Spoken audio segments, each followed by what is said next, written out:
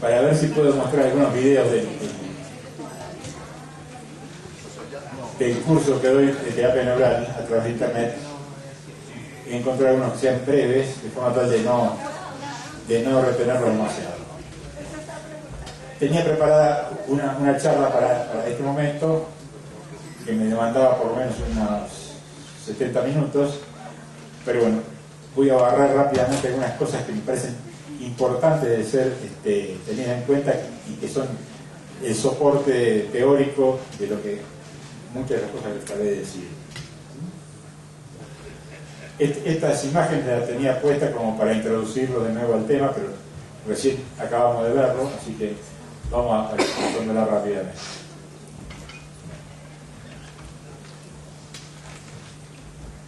Quería detenerme especialmente en este tipo de cuestiones, especialmente en el sistema nervioso, porque para nosotros el sistema nervioso, como ya se los dije, es el sistema de mayor jerarquía y que tiene un rol protagónico en la organización de los procesos patológicos, pero también juega un rol protagónico en la resolución de dichos conflictos. La excitación morbosa o neuroirritativa, a través de la toxicidad de inflamación, infección, degeneración, lesión física de órganos, según la escuela neurofisiopatológica rusa de Speransky, ellos interpretan que eso provoca neurodistrofias. Aquí quiero detenerme, como en distintos temas que ahora van a seguir, sobre algunas investigaciones experimentales que constan en el libro de Speransky, que se llama Bases para una nueva teoría de la medicina, que es un libro que recomiendo tener. No es un libro para comprar todo lo que dice ahí, pero hay muchísimas cosas que son... Es un libro que editó en el año 43 Editorial Psique de Argentina. Speransky fue el director del departamento de fisiopatología de todo lo que fue la URSS. Manejaba, él le juntaba la cabeza a varios institutos, varios investigadores, y como en conclusión sacó este libro. Como conclusión también, como cuestionaba la forma de acceder al conocimiento, en esa época estaba en Rusia, estaba Stalin, me estoy alejando de lo que debo decir, pero vale la pena porque es un tipo que se las trae. En esa época estaba Stalin, y él, cuando planteaba una nueva forma de ver cómo acontecían las cosas dentro del sistema nervioso, estaba replanteándose el problema del conocimiento, no el conocimiento médico o fisiológico, sino el problema del conocimiento en sí mismo. Y eso, en una época de la cerrazón en el campo de la URSS, le trajo que lo expulsaran por esta cuestión, y estuvo 12 años en la Argentina recibiendo. Lamentablemente nos dimos cuenta tarde de que había pasado por ahí, porque la gente que estuvo con él no se dieron cuenta del valor que tenía este hombre.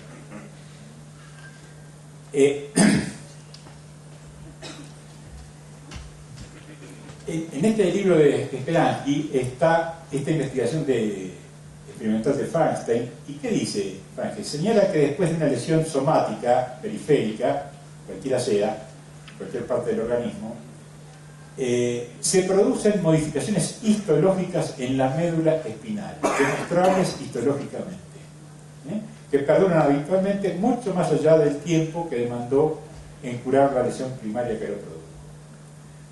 En aras de que quiero ir rápido, simplemente lo que quiero es mostrar las cosas que suceden dentro del sistema nervioso y que es necesario tenerlas en cuenta en un momento donde el sistema nervioso neurovegetativo especialmente casi se ignora en fisiología y en patología y en clínica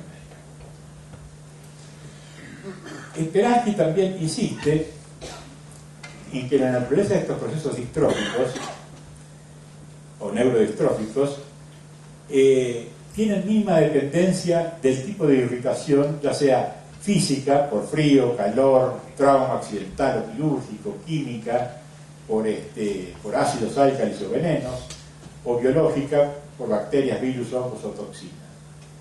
Estos agentes, dice Speransky, con conclusión de toda una investigación experimental que llevó más de 20 años en animales, especialmente en perros, estos agentes son un motor de arranque, ponen en marcha dichos procesos patológicos, los que luego continúan comandados y siendo organizados por el sistema nervioso, con independencia de la causa que les dio origen. Acá les cito a estos autores porque esta forma de ver la patología no era extraña en Occidente, por lo menos. Cuando hablo de Occidente era incluso Europa y toda América. Yo les recomiendo que consigan, si pueden, este libro de Pisunier y de Juez Mouranga. Pisunier era un catedrático de Venezuela que escribió un ladrillo así de grueso de 800 páginas dedicado exclusivamente al neurovegetativo. Juez Mouranga lo mismo, es un catedrático de Barcelona, también búsquenlo, y todo referido al sistema nervioso neurovegetativo, y el título es neurovegetativo, así simplemente.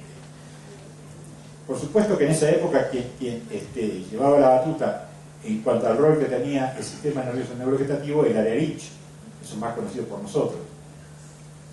En el ámbito de la Unión Soviética, el que experimentó, o sea, que trasladó al ser humano a la experimental fue Wisniewski, que fue el cirujano mayor de lo que fue la Unión Soviética. Y ellos pusieron en la práctica todos estos conceptos que yo estoy diciendo, los pusieron en la práctica durante la Segunda Guerra Mundial.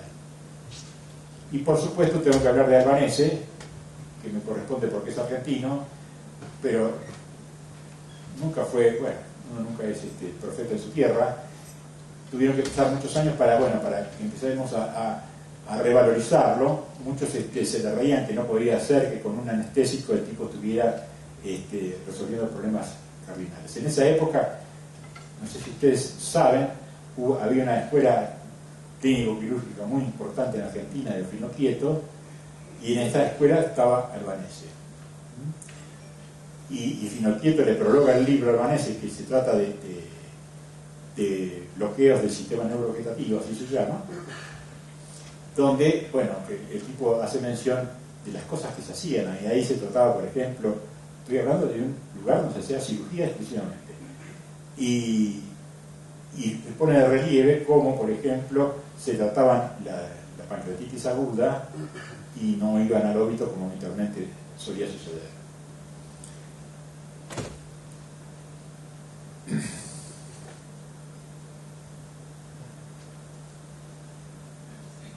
Es interesante lo que sugiere Speransky, que el tratamiento médico, dice, me llama la atención porque esta acotación la hace un tipo que no era un médico asistencial, pero bueno, era un investigador, y él decía que el tratamiento médico no debería dirigirse solamente al síntoma o al órgano enfermo, sino que también debe contemplar el tratamiento de síntomas asociados. O sea que nuestra atención no debe estar obnubilada por la causa o el agente primario, o el irritante, sea físico, tóxico, biológico, químico, emocional, etc., o por el órgano, o sea, no estar obnubilado por el órgano o el sistema enfermo. Es decir, que nuestro foco atencional tendría que estar, o debería estar concentrado sobre cuál es la porción del sistema nervioso que está organizando un síntoma, un síndrome o una enfermedad.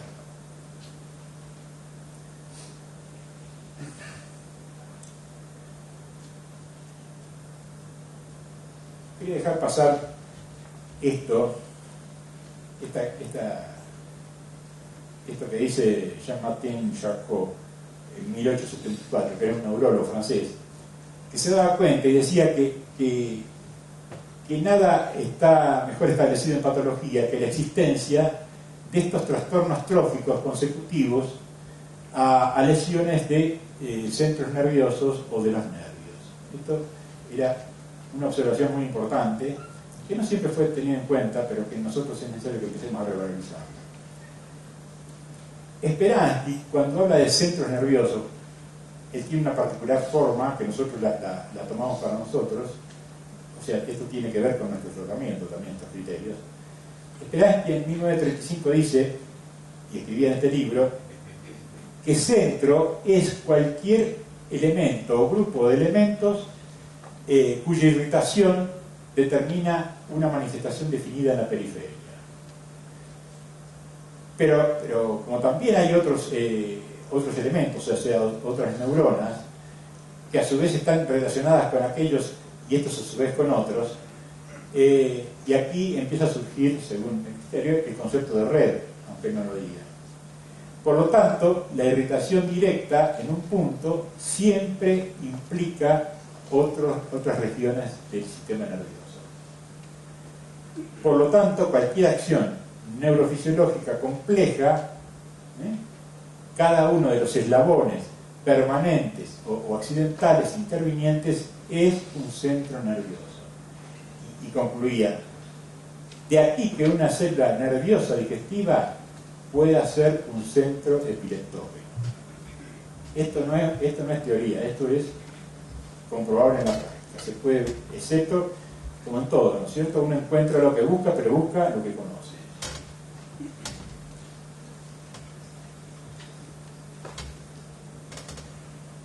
Este es otro concepto, la EFAPSIS, que en otro tiempo de la fisiología estuvo mejor considerado. Nosotros lo queremos reflotar. Generalmente hace alusión a un contacto falso. Y algunos lo consideran como un contacto patológico. Fue empleado en 1882 por Hering, quien observó que al cortar el nervio isquiático de una rana y al estimular el cabo distal se contraían los músculos del mundo. Este experimento en 1942 Adam Mitaki lo reprodujo experimentalmente con los axones de gigante de calamar. EFAPSIS resulta de la interacción entre dos fibras o entre un cuerpo celular, o sea, una neurona y una fibra, o entre dos somas. O sea que no hay una intervención sináptica en el sentido clásico como lo conocemos nosotros. Y aquí la difusión de la energía eléctrica se produce a través del medio conductor eléctrico, como es el medio el líquido extracelular. ¿Y qué implicancias pueden tener las EFAPSIS en el sistema nervioso? Se estima que es importante la reproducción ampliada de descargas sincronizadas que suceden en grandes masas de la corteza cerebral, del sistema nervioso central. En condiciones patológicas hay comunicación efáptica entre fibras nerviosas vecinas lesionadas. Y esto daría fundamento, por ejemplo, al síndrome del miembro fantasma, esta comunicación aberrante. Se acepta también que las interacciones o impulsos efápticos, si bien no son suficientes para activar una neurona que está inactiva, sí puede generar, puede incrementar la actividad de las que ya están activadas. Y otra característica que tiene la EFAPSIS es que en dichas áreas se cambia el sentido del flujo de la información, de la energía, y de ser ortodrómico se torna antidrómico. O sea, una fibra que transporta habitualmente en sentido aferente podría en esa situación estar trasladando una información en sentido aferente.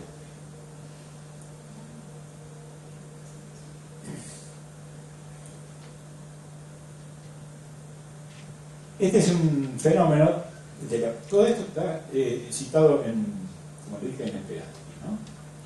Este fenómeno descubierto e investigado por el neurofisiólogo Wedensky, pero primero quisiera recordar que lo que decía Pablo, que bueno, esto pertenece a toda la misma escuela. Pablo decía que en el sistema nervioso existen dos procesos fundamentales. Uno es el de la excitación y otro es el de la inhibición. Y que esos dos procesos transcurren entre fases muy imperceptibles, como son las fases igualitaria, paradójica, ultraparadójica e inhibición completa. Esto es una consideración, digamos, de índole fisiológico, pero también la parabiosis puede ser producida por una disfunción en donde el sistema nervioso se expresa con algunas fases transicionales, como esta que estoy enumerando, motivo por el cual las respuestas a determinados estímulos que involucran a esta zona en estado de parabiosis se encuentran distorsionados, al menos para lo que es nuestro sentido común, que por lo común es determinista, lineal, reduccionista y simplificador, pero lo que este hombre, este investigador Wedensky, determinó que esta parabiosis patológica se puede manifestar en cualquier vía nerviosa que se vea sometida a un estímulo de intensidad creciente. Este estímulo puede ser compresión mecánica, puede ser calor, frío, anestésicos locales, y en ese punto es que nos interesa a nosotros. ¿Y qué sucede, por ejemplo? Si yo tengo una zona que está siendo comprimida y acá le pongo un estímulo fuerte y uno débil, en la primera fase, que es igualitaria, yo voy a tener ante un estímulo fuerte y uno débil una igual contractilidad en este caso. Si yo sigo comprimiendo más esta zona, voy a entrar en la fase paradójica, donde ante el estímulo débil voy a tener una gran respuesta, y ante un estímulo fuerte voy a tener una débil. Y si sigo aumentando el estímulo, en este caso la compresión del nervio, voy a llegar a que con un estímulo fuerte y uno débil no voy a tener respuesta. La virtud de conocer esto es saber cómo funciona el sistema nervioso, cómo reacciona el sistema nervioso. El principio de dominante, este es un descubrimiento del neurofisiólogo Chomsky. Y esta ley de los dominantes dice que si una célula o un grupo de células está dentro del sistema nervioso, permanece en estado de excitación persistente, atrae hacia sí otros impulsos excitatorios y irritativos que transiten o se generen en el sistema.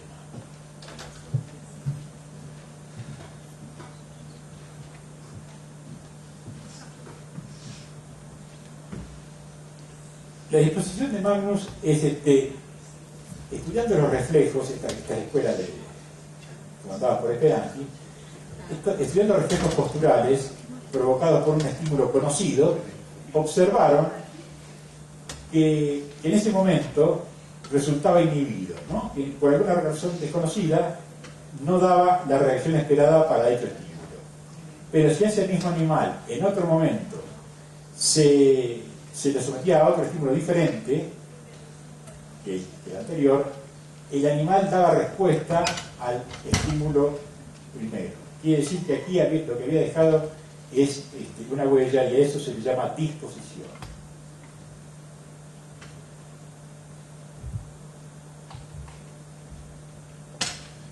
Bueno, entonces fenómenos eléctricos que no me voy a tener. Por ahí aquí me detengo un chiquitín aquí. Observen, es para ver la complejidad de las cosas, ¿no? Porque supóngase esto que estoy acá señalando, este es el esquema de una motoneurona extensora, que está ubicada supuestamente aquí, en el asta anterior de esta médula, este dibujo de esta médula, ¿sí? Lo que aquí quiero mostrar es la alta complejidad de lo biológico, de algo que ha sido simplificado quizás con finalidad didáctica, pero ha quedado como que fuere una realidad. Siempre se nos habló, incluso Chomsky, que hablaba sobre el principio de dominante, hasta él se creía que la actividad de una médula espinal dependía de propiedades siempre constantes e invariables, que los reflejos eran invariables. Yo este esquema que he sacado de la editorial López, el de Neurophysiology, de Ruth, Patton, igual. ¿Sirve para qué? Para mostrar que sobre esta motoneurona extensora, observen ustedes la cantidad de vías. La E significa excitatoria, son estímulos excitatorios. Y la I es inhibitoria. O sea, sobre una motoneurona extensora están influyendo simultáneamente en un momento dado todos estos influjos. Además, agreguémosle todas las informaciones supra e infrayacentes que también llegan a cada segmento. Para no hablar de todas las eferencias que vienen de la corteza. En un momento te planteé que el tema de engramas neurales, simplemente quería dejar dicho que engramas, según el diccionario de Salvat, médico Salvat, es marca o señal, es un trastorno persistente provocado en el protoplasma por un determinado estímulo y que sería el fundamento de la memoria y de la herencia. O sea, en este momento, por ejemplo, gracias a la plasticidad neuronal, nosotros vamos organizando y cada proceso de aprendizaje en las aulas o en una actividad física, lo que fuere, nosotros vamos remodelando nuestros programas, nuestros engramas, y eso es lo que después se aplica automáticamente. Esto también es lo que produce la terapia neural, tiene que ver con esto, ¿no? No es un conocimiento descolgado. Bueno, quería traer a colación lo que es el tejido extracelular y todos sus componentes, pero voy a avanzar rápido. Y este es el esquema según Pissinger. Si hay algo para destacar acá, es que el sistema nervioso cerebroespinal llega al parénquima, pero en tanto que el simpático y el parasimpático terminan acá en el estroma, al igual que todas las terminales, los capilares arteriovenosos y linfáticos. Digo esto porque nosotros cuando inyectamos depositamos en este ámbito, no estamos depositando dentro de un nervio. Como vamos a hablar de energía, quería simplemente mostrar el espectro electromagnético para que lo recordemos, y señalarles que todas las ondas electromagnéticas, todas, desde acá desde esta punta hasta otra, viajan todas a la misma velocidad de la luz. La diferencia está dada por la longitud de onda. En este segmento se ubica la de menor longitud de onda, el rayo gamma es el ejemplo, y en este sector están ubicadas las radiaciones ionizantes. Este es el espectro de luz visible. Todo esto lo traigo a colación porque los biofotones, de los cuales vamos a hablar ahora, emiten en el rango de los 200 nanómetros a los 800 nanómetros, es decir, en el rango de la luz visible y en el rango de la luz ultravioleta y del infrarrojo.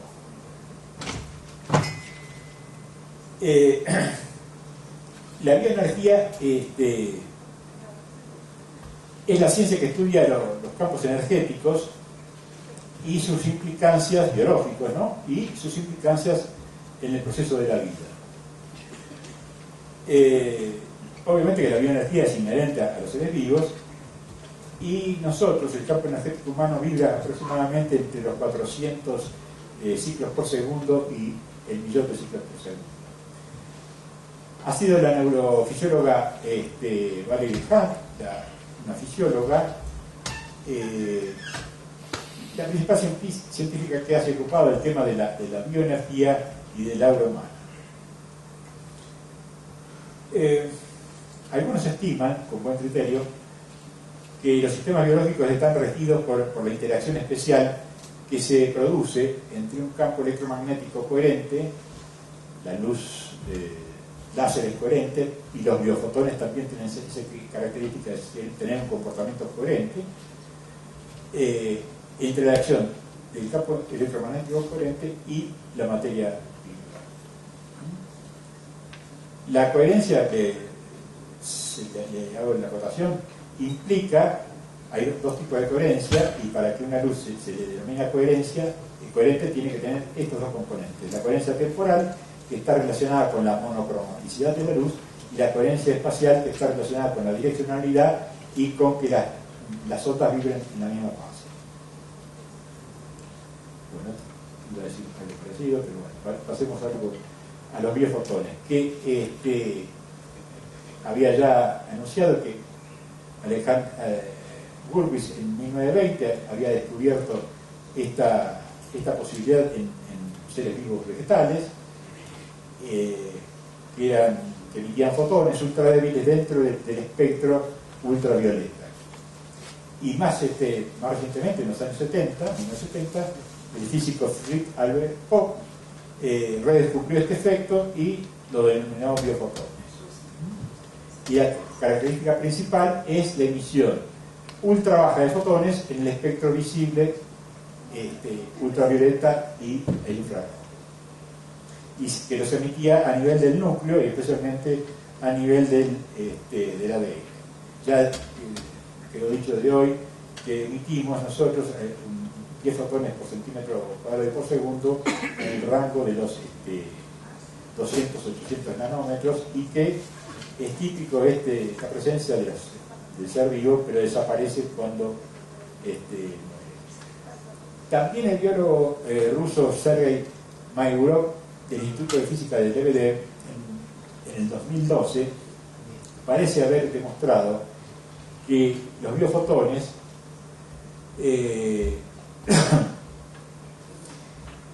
se comportan de manera coherente y comunican patrones de información que influyen en el crecimiento celular.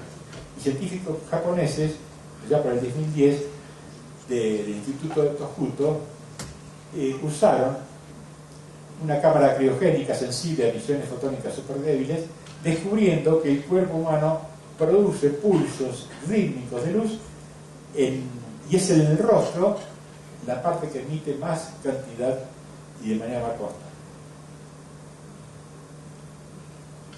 Les había hablado de la diferencia que hay. Muchos observen que esto que estoy aquí, esto es un esquema donde supuestamente esto es una neurona que está emitiendo biofotones. Esto no es posible haberlo fotografiado de esta manera, en tanto que esto, la bioluminescencia, es una fotografía espacial del fondo marino, donde muestra cómo los peces, por ejemplo, y distintos habitantes del agua, emiten bioluminescencia. Los biofotones son esencialmente un fenómeno físico de origen desconocido, en tanto que la bioluminescencia es un fenómeno bioquímico que implica la presencia de una proteína, la luciferina, una enzima luciferasa. Con la presencia de oxígeno y de ATP se producen este tipo de luz.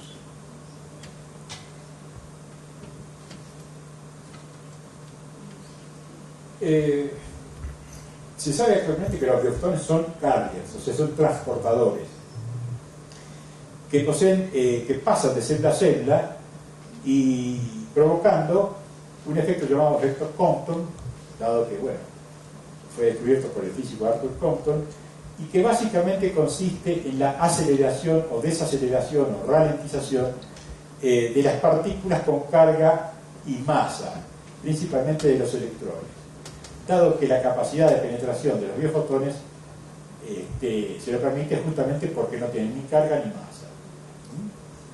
Y el efecto de Compton sería un sistema autorregulador ubicuitario a distancia de los procesos biológicos, es decir, un sistema de transmisión de información. Hablé también en un momento, en la charla anterior, sobre el concepto de homeostasis y morfogénesis. Todos conocemos que ya en 1932 Cannon hablaba de homeostasis para referirse a ciertas a los procesos que mantienen estable una cierta variable biológica, por ejemplo la temperatura de los mamíferos. Cuando la temperatura medioambiental cambia, la temperatura del mamífero se mantiene. Pero este compuesto, la homeostasis, también llamada morfostasis, tiene un concepto opuesto, que es el de morfogénesis, y este concepto fue introducido por Maruyama en 1963 para describir que fenómenos de cambio en las estructuras de un sistema mediante una retroalimentación positiva. Y Maruyama consideraba que todo sistema viviente depende para su supervivencia de estos dos procesos.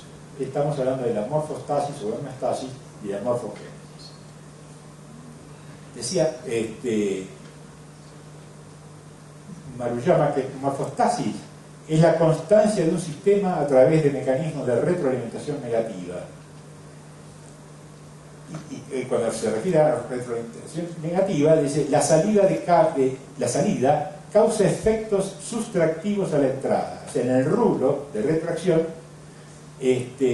la homeostasis o morfostasis causa una sustracción, en tanto que la morfogénesis es la variabilidad del sistema a través de mecanismos de retroalimentación positiva.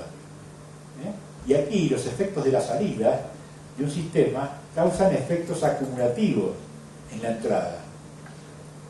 Que quede claro que el adjetivo positivo o negativo se refiere al funcionamiento, no al resultado, ¿cierto? Se entiende que los procesos que promueven desorden y desorganización no necesariamente deben ser destructivos, excepto que sean contrarrestados por mecanismos reguladores, como a veces imponemos nosotros los médicos. Se provoca entonces una bifurcación y un salto cualitativo hacia una nueva organización, y entonces se favorece un cambio. Por lo tanto, son considerados esenciales para la evolución de los sistemas vivientes. Homeostasis, entonces, es un mecanismo protector, autocorrectivo de lo que es. O sea que la homeostasis permite mantener un estado estable, tanto para mantener un estado estable de salud como de enfermedad. Quiere decir que los procesos de enfermedad también funciona la homeostasis para traer al sistema a ese estado. Mientras que los procesos morfogénicos se refieren a aquellos que impulsan modificaciones, crecimiento y desarrollo.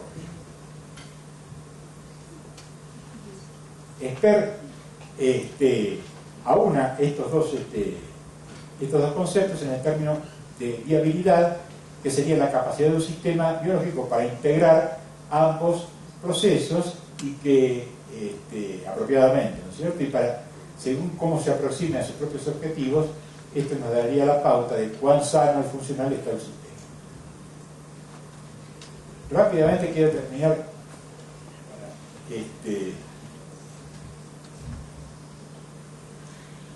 ¿cuánto llevamos?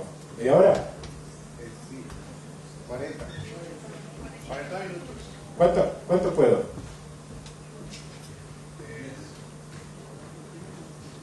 No, porque quería mostrar unos videos.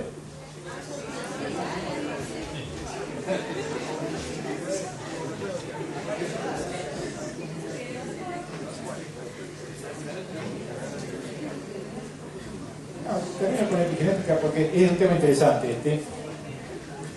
El de la epigenética es interesante porque este número fue acuñado por el biólogo escocés Waddington en 1953, que es el fundador de la biología de sistemas. Más modernamente, este tema lo impulsa el biólogo Bruce Lipton. Y la epigenética hace referencia, es lo que está por encima de algo, en este caso lo que está por encima de la genética, y hace referencia, en un sentido amplio, al estudio de todos aquellos factores no genéticos que intervienen en la determinación de la ontogenia. La epigenética se ocupa de los fenómenos de esencia bioquímica que, sin afectar la estructura de los nucleótidos de los genes, sí tienen la capacidad de influenciarlos para hacer variar su expresión, es decir, para que puedan manifestarse o no manifestarse en las condiciones concretas de vida de cada uno. Y esta herencia, esto también se hereda, viene ligada a los genes para que se expresen o no, dependiendo de ciertos condicionamientos bioquímicos, como son la metilación del ADN o de las histonas, o por la forma de la cromatina y por otros procesos que aún no se conocen.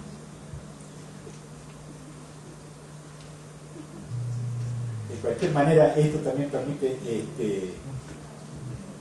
darnos cuenta de que la herencia no solamente es cuestión de genes, sino también de epigenética, ¿no es cierto? Y para que una enfermedad se manifieste, tienen que estar presentes, o sea, encendidos o apagados los interruptores eléctricos.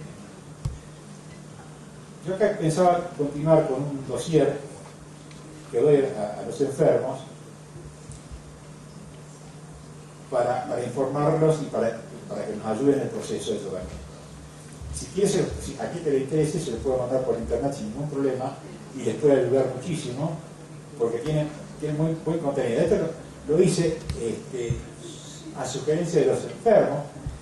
Empecé a escribir algo para contestarles a ellos y me empecé a dar cuenta que armé como un dossier y que ahora resulta que le interesa más a los médicos que casi a los enfermos.